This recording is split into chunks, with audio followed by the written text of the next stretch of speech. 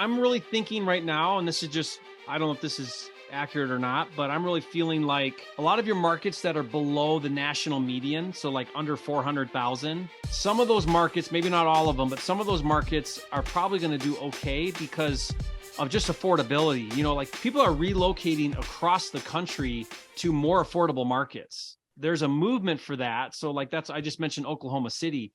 You know, Oklahoma City, you can buy really nice homes in nice areas, nice neighborhoods for 300,000. You can't buy at that price out west, almost anywhere out west. Like you can't buy that in Phoenix or, you know, a lot of markets, California for sure. Affordability is kind of a one way to look at it, is like, okay, well, where can I choose a virtual market where it's more affordable? If you were to pick a virtual market, I would avoid a non-disclosure market, which there's 12 of them, because it's just going to be harder to get data.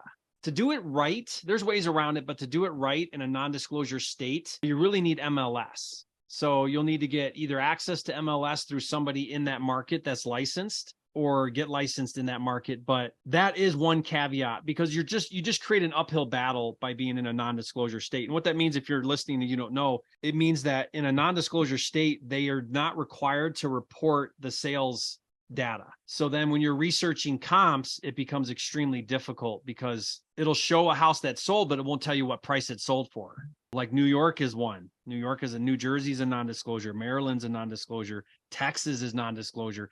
Those are great markets to do deals for sure. But if you don't have access to the MLS, you're going to be limited on your ability to get the data to really run the business. I mean, honestly, my real take is any market's great. I'm less concerned about, is it a good market, than I am, are you willing to commit to the market? Because there are buyers in every single market, every single price point. It's just, are you willing to put in the work to really understand your market, build the business in that market, find buyers, find deals?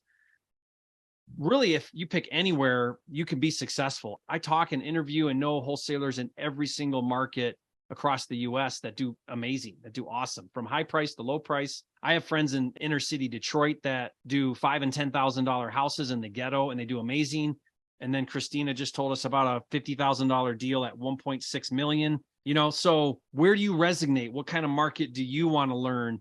Is it a place that you are willing to invest in? Maybe it's a place you've previously lived and you already have a basic understanding of the market. That might be helpful. But I will say this, a lot of people tend to think the grass is greener in another market. I have people that leave Arizona because it's competitive. Well, guess what? It's competitive wherever you go. Or they leave their backyard and go to Arizona because they think Arizona is a better market. When the reality is there are deals right under their nose in their backyard. They just tend to think that somewhere else is going to be easier or better. Thank you.